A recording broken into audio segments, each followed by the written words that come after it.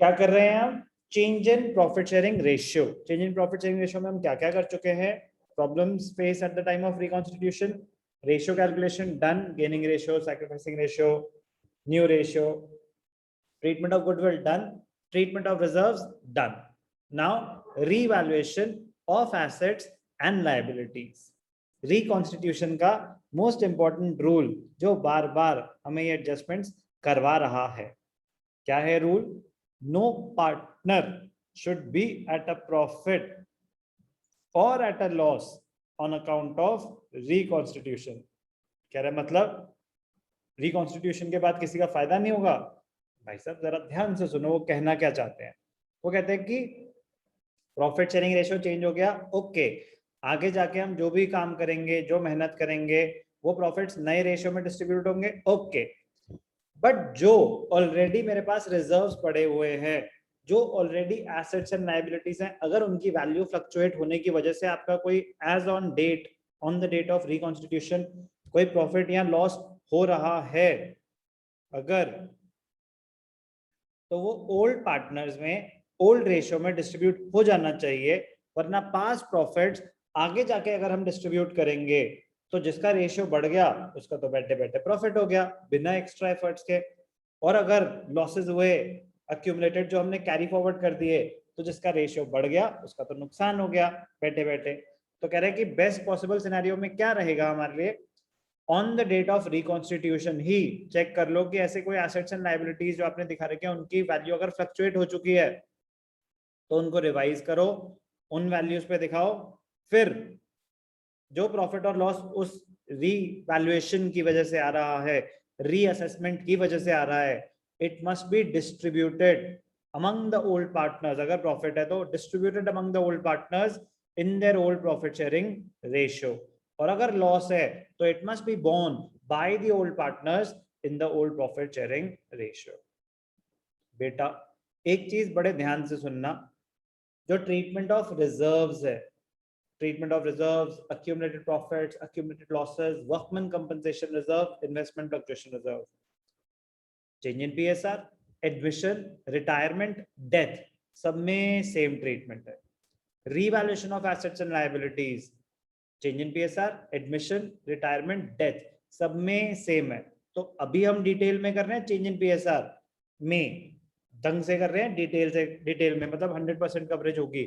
But admission retirement में मैं दोबारा नहीं कराऊंगा, वहां ये सब अप्लाई हो रहा होगा, सेम चीजें, exactly same rules. So be careful, understand. कोई डाउट है अभी क्लियर करेंगे। ओके, पर्पस क्या है रिवैल्यूएशन का? If there are any profits और losses arising at the time of reconstitution on account of revaluation of assets and liabilities, की assets और लायबिलिटीज की वैल्यू चेंज हो गई है, वहीं के वहीं है कि फर्नीचर आपने दिखा रखा है 50,000 का, कह रहे हैं आज की रेट में इसकी वैल्यू 40,000 है, कह रहे हैं 10,000 से इसकी वैल्यू कम कर दो। कह रहे हैं आपने डेटर्स दिखा रखे हैं 1 लाख, जबकि मैंने उनसे 120 लेने हैं, गलत दिखा रखे हैं, तो उनको ठीक करो। रीवैल्यूएशन मतलब सेम चीज जो एग्जिस्ट करती है उसकी वैल्यू आज की डेट में कुछ और है, आपने कुछ और दिखा रखी है। अगर वो कहते हैं कि क्रेडिटर्स थे 10,000, कह रहे उनकी पेमेंट कर दो eight the time of reconstitution, तो 10,000 की पेमेंट कर दो, क्या वो रिवैल्यूएशन का पार्ट होगा हर्षिता? 10,000 क्रेडिटर्स एग्जिस्ट करते थे बैलेंस शीट में eight the time of reconstitution, कह रहे इनको 10,000 की पेमेंट कर दो, तो जो पेमेंट करी वो रिवैल्यूएशन का पार्ट माना जाएगा? क्रेडिटर्स आपके 10,000 से जीरो हो गए, क्या वो रिवैल्यूएशन है? No sir. वेरी गुड, वो रिवैल्यूएशन नहीं है। कह रहे क्यों सर, क्रेडिटर्स की वैल्यू गिर गई? अरे एट द सेम टाइम आपके पैसे भी तो गए, एक एसेट भी तो कम हो गया। रिवैल्यूएशन तब होता कि क्रेडिटर्स एग्जिस्ट करते थे 10,000 के, कह रहे इनके 8,000 ही देने, 8,000 देके सेटल कर दो on the date of reconstitution, तो 10,000 की लायबिलिटी 8,000 में सेटल हुई, तो 2,000 वाला पोर्शन रिवैल्यूएशन होगा, यस और नो? Yes sir. तो रिवैल्यूएशन का मतलब है कि आपने कितने की वैल्यू दिखा रखी थी और eight the time of reconstitution उसकी एक्चुअल वैल्यू है क्या। कोई चीज आपने पे ऑफ कर दी या कोई आप एसेट घर ले गए, कुछ हो गया, दैट इज नॉट रिवैल्यूएशन। हाँ, किसी बुक वैल्यू और अग्रीड वैल्यू अगर अलग हैं तो उनका जो डिफरेंस है दैट इज रीवैल्यूएशन। तो प्लीज ध्यान से सुनेंगे, रीवैल्यूएशन का नेचर क्या होता है? It is a nominal account. Nominal account का रूल क्या होता है? डेबिट क्या करते हैं हम? Debit all expenses and losses, debit all expenses and losses. Credit क्या करते हैं हम? Credit all incomes and gains. Debit all expenses and losses, credit all incomes and gains. Rule याद है नॉमिनल अकाउंट का? Yes sir. ओके, आपके assets की value बढ़ेगी अगर, तो it is an income for the business. Assets आपने दिखा रखे 40,000 के, और वही आपको कोई पेमेंट नहीं करनी, कह रहे इनकी वैल्यू 50,000 है। Increase in asset is a profit to the firm. Yes sir. तो प्रॉफिट्स कैसे होंगे? इनकम क्रेडिट साइड पे क्या आएंगे?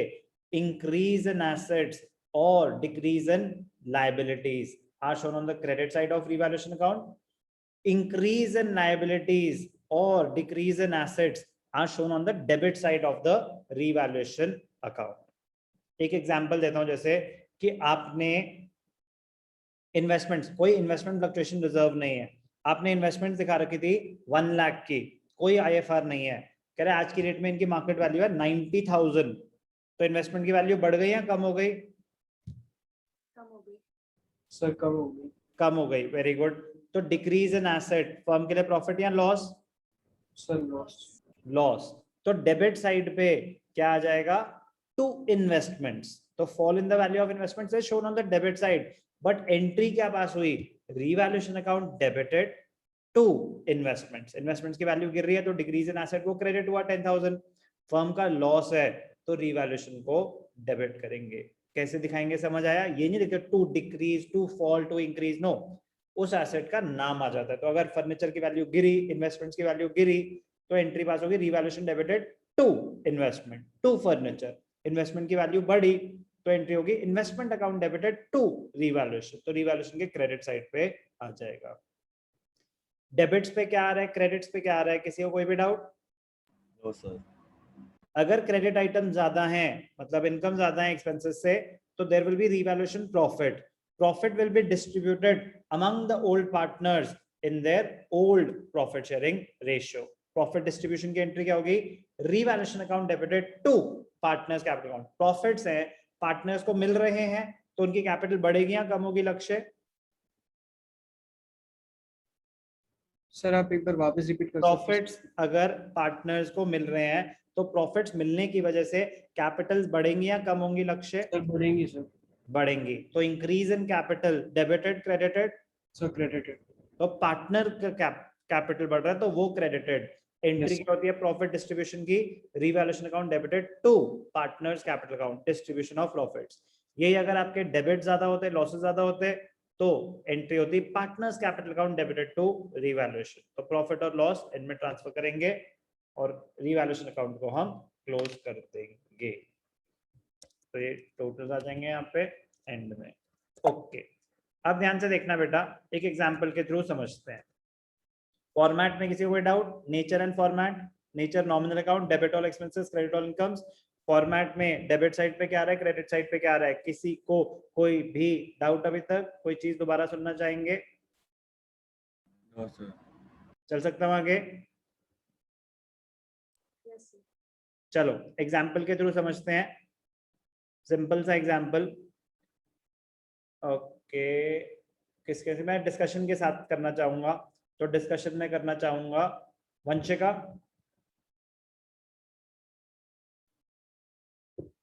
वंशिका हो बेटा? Yes, sir. ठीक है, चलो अब आप बताएंगे, हम साथ साथ ही आइडेंटिफिकेशन कर लेंगे। ये पिंक कुछ ज्यादा ही पिंक है, तो I would like to change the colour, let's go for blue. Land at the time of चलो ABC 3:2:1, they decide to share future profits and losses equally. तो old ratio 3:2:1, new ratio 1:1:1. Land at the time of reconstitution book value was 10 lakh, आज की date में उसकी market value है 12 lakh. Increase or decrease in asset? So increase. Increase in asset, debited or credited? So credited. Good. Increase in asset will be credited. Debtors 4 lakh से 375, increase or decrease? Decrease, sir. Debited credited Debited. Okay furniture 2 lakh से 150 increase और decrease So decrease. Decrease in asset increase debited credited Debited, sir. Good debit all expenses losses credit all income and gains creditors 1 lakh से 125 increase और decrease So increase. increase in liabilities debited credited Debited. good bills receivable 50 से 70 increase in assets debited or credited Debited. Sorry, sir. Credited. increase in assets debited or credited Sir, credited. good कभी sir increase debit हो रहा है कभी increase credit हो रहा है why revaluation का रूल क्या होता है रिवैल्यूएशन का रूल होता है it is a nominal account क्या रूल होता है debit all expenses and losses credit all incomes and gains तो losses क्या होते हैं हमारे increase in assets और decrease in liabilities gains sorry my mistake उल्टा लिख दिया losses अगर आपके assets बढ़ रहे हैं तो आपका फायदा होगा एक second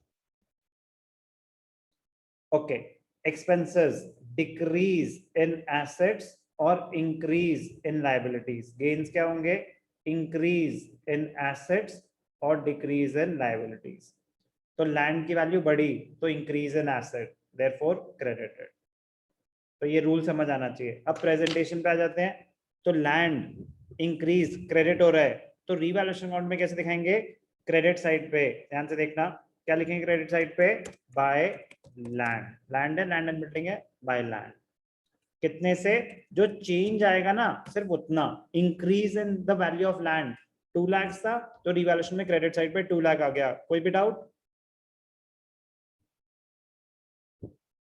No, sir.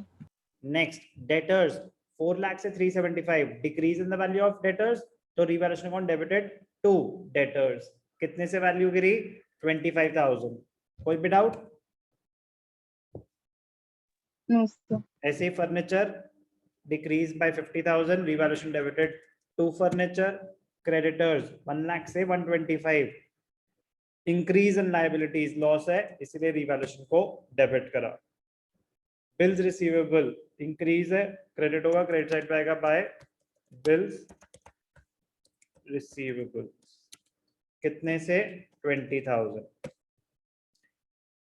Increase decrease 6 item थे क्या नहीं दिखाया लैंड आ गया डेटर्स आ गए फर्नीचर आ गया क्रेडिटर्स आ गए 5 आइटम्स ठीक है चेंज आएगा रिवैल्यूएशन में जो रिवाइज्ड वैल्यूज हैं रिवाइज्ड वैल्यूज ये जो है मार्केट वैल्यू अब ध्यान से देखना अगर आप रिकॉन्स्टिट्यूशन कर रहे हो और उसमें revaluation of assets and liabilities हुआ तो ये जो न्यू वैल्यूज हैं इनका क्या करेंगे these values will be shown in the new balance sheet तो जो न्यू बैलेंस शीट बनेगी eight the time of reconstitution उसमें पुरानी वैल्यू आएंगे एसेट्स एंड लायबिलिटीज की या न्यू वैल्यूज क्योंकि आपने एसेट्स और लायबिलिटीज को रिवैल्यू करा अब इस पर्टिकुलर एग्जांपल में क्रेडिट्स 2,20,000 है और डेबिट्स हैं 1 लाख तो 1,20,000 का प्रॉफिट हुआ यस और नो वंशिका Yes, sir. तो जो Yes. प्रॉफिट है वो ओल्ड रेशियो में डिस्ट्रीब्यूट होगा या new ratio The old ratio. Correct कितने का था 1,20,000 3:2:1 मतलब ए को कितना मिलेगा 60,000 आपको इनर कॉलम में दिखा देना चाहिए 3:2:1 40-20 अभी वो फॉर्मेट पूरा हिल जाएगा अगर मैं चेंज करूंगा तो बट इनर कॉलम में दिखाना चाहिए बाहर टोटल दिखा देना चाहिए 3:2:1 60-40-20 रिवैल्यूएशन अकाउंट में कैसे दिखाई एंट्रीज किसी को कोई भी डाउट क्लियर है preparation of revaluation account Yes, sir. Format उसकी प्रेजेंटेशन डेबिट क्या हो रहा है क्रेडिट क्या हो रहा है बहुत इजी है बहुत ज्यादा इजी है बहुत ज्यादा स्कोरिंग है बट लॉजिक समझ आना चाहिए ध्यान से देखेंगे।